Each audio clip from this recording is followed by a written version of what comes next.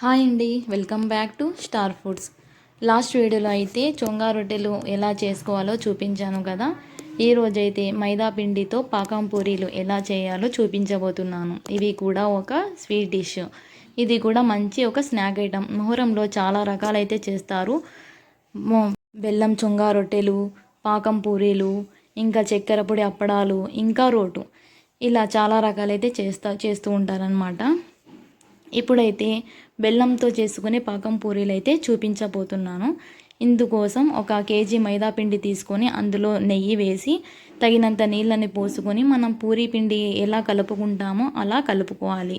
చివరగా ఇలా నెయ్యిని రాసి ఇంకా దీని మీద ఒక మూత పెట్టేసి ఒక 1 అవర్ వరకు దీనినైతే పక్కన పెట్టేసుకోవాలి. ఇవైతే మనకు ఒక 15 డేస్ వరకు కూడా బయటే మనకు నిల్వ ఉంటాయి. ఇవైతే చిన్న పిల్లల వాళ్ళ నుంచి పెద్దవాళ్ళ వరకు కూడా బాగా ఇష్టపడతానన్నమాట. మరి అందరూ తప్పకుండా ట్రై చేయాల్సిన డిష్ అన్నమాట.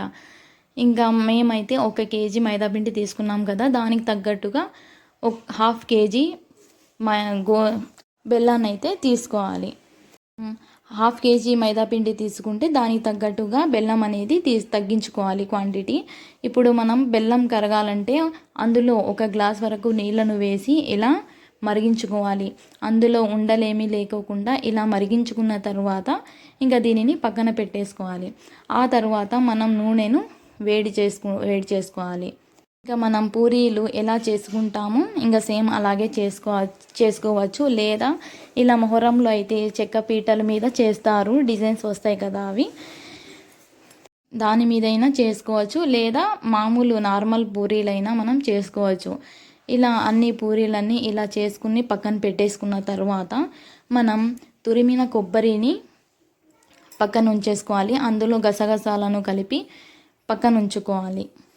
ఆ తరువాత మనం బెల్లం పాకం చేసుకున్నాం కదా, అందులో ఈ పూరీలను ఇలా పూర్తిగా డిప్ చేసి పక్కన ప్లేట్లో తీసుకొని దాని మీద కొబ్బరి తురుము అలాగే గసగసాలను కలిపిన మిశ్రమాన్ని దాని మీద వేయాలి. అలా ఇంకొకటి కూడా చేసుకొని ఒక 10 సపరేట్ అనేవి పెట్టుకోవాలి. ఒకదాని మీద ఒకటి వేసి ఇలా సపరేట్ పెట్టుకోవాలి. నేనైతే వీడియోలో బాగా కనిపించడానికి ఇలా రౌండ్గా వేశాను. సో మీరు ఒకదాని మీద ఒకటి పెట్టేసుకొని ఒక 15 డేస్ వరకు కూడా ఇవి బాగా నిల్వ ఉంటాయి. అందరూ తప్పకుండా ఈ డిష్ని ట్రై చేయండి, టేస్ట్ చేయండి, సబ్స్క్రైబ్ చేయండి.